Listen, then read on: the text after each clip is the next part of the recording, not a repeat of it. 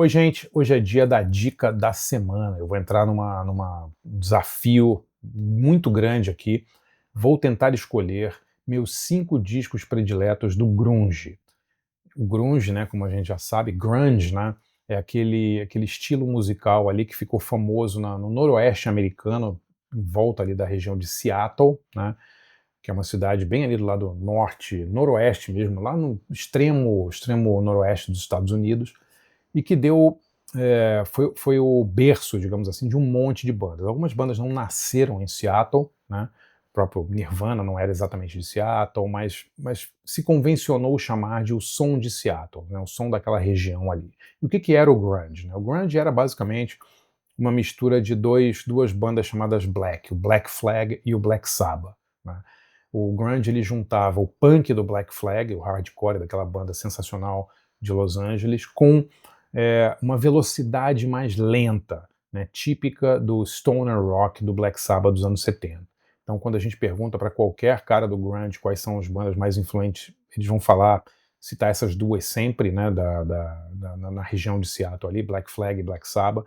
Claro, várias outras foram muito influentes. O Creedence Clearwater Revival foi muito influente. Uma das primeiras bandas do grunge chamava Green River, né, era uma banda que tinha integrantes ali do Mudhoney, do Pearl Jam também, e Green River era um nome de uma música, de um disco, né, e uma música do Creedence Clearwater Revival. Então eles adoravam também essa pegada do rock, punk caipira, digamos assim, do Creedence, do Neil Young com Crazy Horse. Essa pegada também era muito adorada lá em Seattle, né.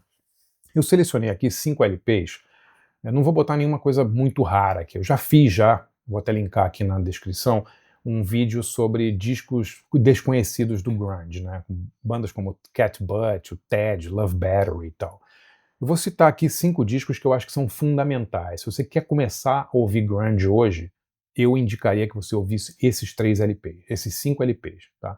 Não estão em nenhum tipo de ordem de preferência, nem cronológica, nem nada, mas são 5 discos que eu acho que cada qual à sua maneira ali, eles exemplificam o que o grunge tem de melhor, tá?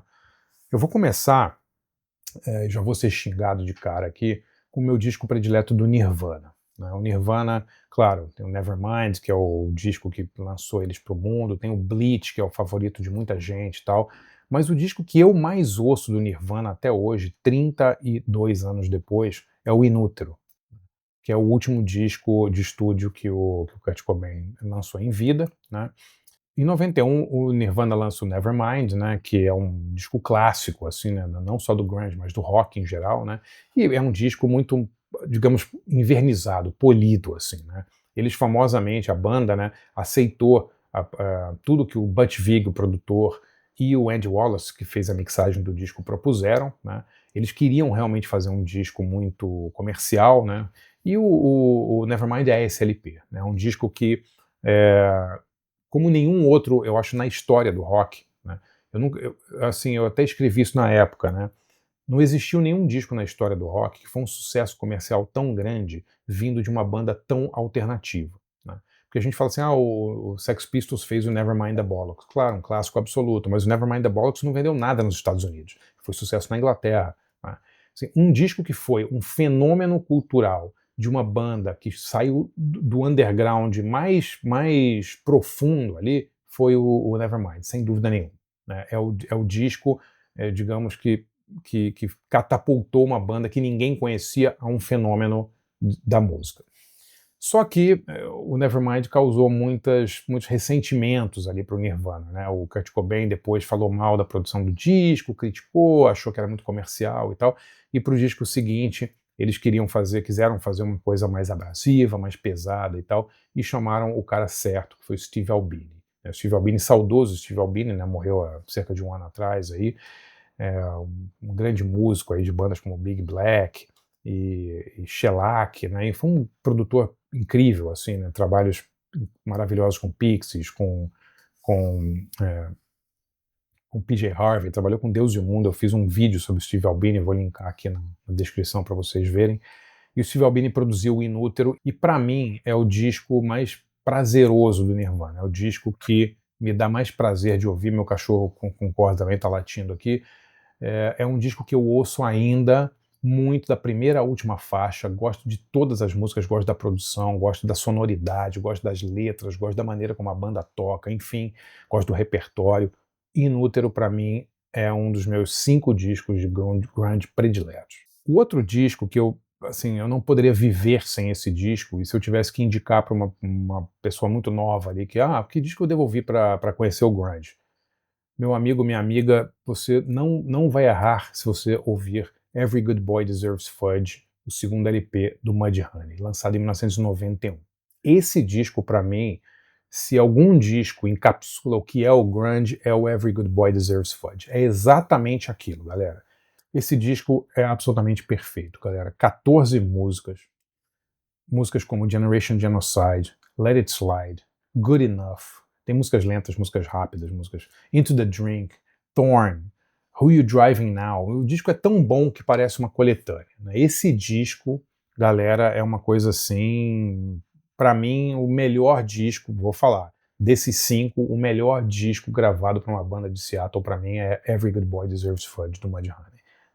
Produção de Conrad Uno, lançado em 1991, o primeiro LP do Mudhoney de 89 também é maravilhoso, e o seguinte é incrível também, o Piece of Cake, mas Every Good Boy Deserves Fudge é imperdível, irretocável, um disco, uma obra-prima do rock dos anos 90, e é um disco assim que, como eu falei, encapsula tudo que se convencionou chamar de grunge. É um disco influenciado por Stooges, influenciado pelo proto-punk ali do MC5, que tem uma pegada hardcore também, tem uma pegada sabá, tem uma pegada interiorana às vezes, sabe, com aqueles pedais, os Super Fuzz, os Big Muffs lá, cortesia do Mark Arme e do nosso amigo Steve Turner, descasso, galera. Outro disco que saiu no mesmo ano do Every Good Boy Deserves Fudge, e que eu gosto demais, é o Badmotorfinger do Soundgarden, né?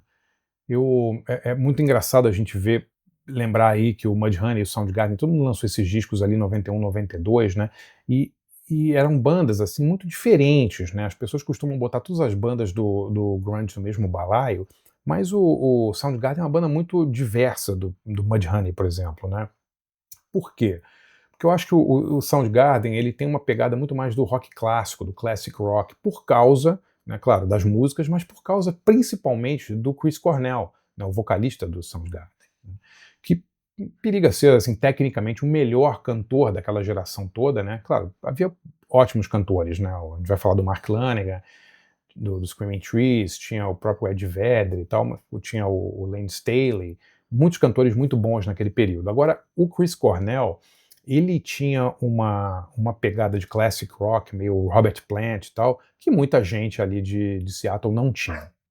O Chris Cornell, ele tinha essa pegada de classic rock, né, muito Robert Plant, né, ele lembra muito esses vocalistas clássicos, assim, dos anos 70, né, com uma voz muito potente, com uma presença de palco incrível, carismático, o cara era lindo, né, as mulheres ficavam loucas com o Chris Cornell, né, e ele, diferentemente do ethos punk de muitas bandas ali daquela região, daquele período, o Chris Cornell não tinha vergonha nenhuma de ser exagerado, de ser classic rock, de fazer poses de rockstar. Ele era um rockstar e ele adorava ser um rockstar.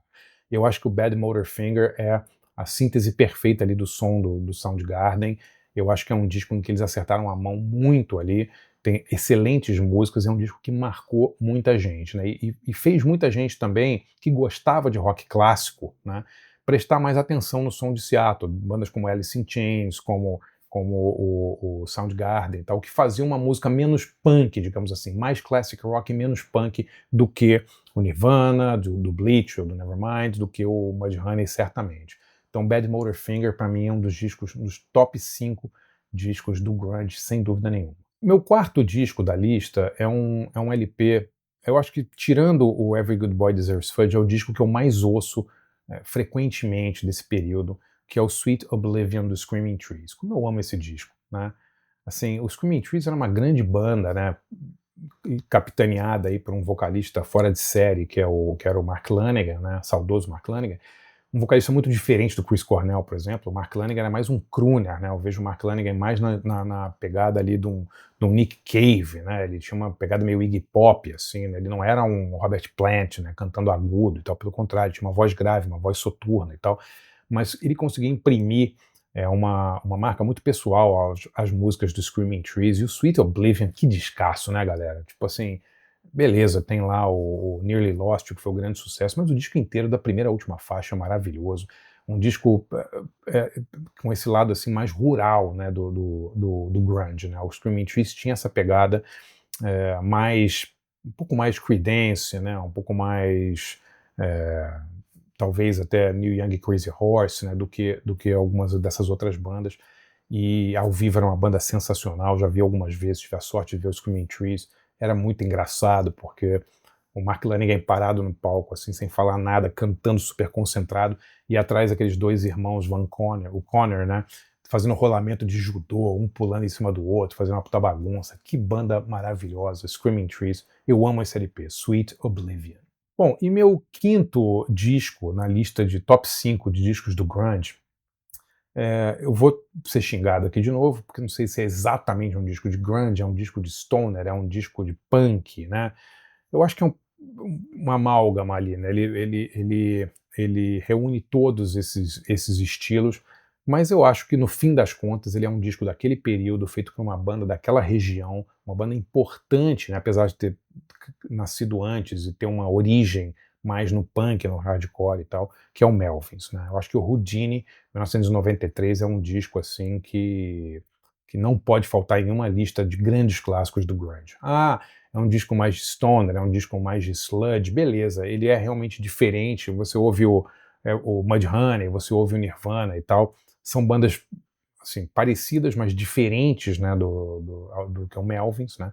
Mas o Houdini é um disco perfeito, né? Um disco assim, na extensa discografia do Melvins, é um disco de 32 anos que ainda se destaca. Músicas maravilhosas, a produção é ótima. Assim, ele tem essa pegada Black Sabbath misturada com punk, né? Era um período em que o Melvins que fez discos inteiros, assim, super lentos, né? Quase parando e tal. O Houdini não tem isso, ele tem músicas, digamos, mais, não dá para dizer que é um disco comercial, mas ele tem músicas, digamos, mais. Não tem músicas de 20 minutos, né, tocados a 1 km por hora. Né? É um disco mais acessível, se é que dá pra gente chamar algo do Melvins acessível. Galera, o repertório desse LP é fantástico, a banda tá assim, ponto de bala, que descasso, Houdini do Melvins. Galera, queria fazer um convite para você. Queria que você conhecesse o meu site de jornalismo cultural, andrebarcinski.com.br. É lá que eu concentro todo o meu trabalho de jornalista cultural hoje em dia. Escrevo 3 textos inéditos por semana, exclusivos para o site. Faço os debates, cursos, workshops só para assinantes do site. Por R$ 20 por mês, você vira assinante, você tem um monte de benefícios. Inclusive, você pode ter acesso ilimitado ao acervo do site, que tem mais de 80 cursos, desde história do cinema, história do punk, cinema, música brasileira dos anos 70, debate sobre grandes diretores, tem muita coisa legal, além de quase 700 textos que eu fiz para o site, exclusivo para o site nos últimos 6 anos. Dê uma olhada lá, andrebarcinski.com.br.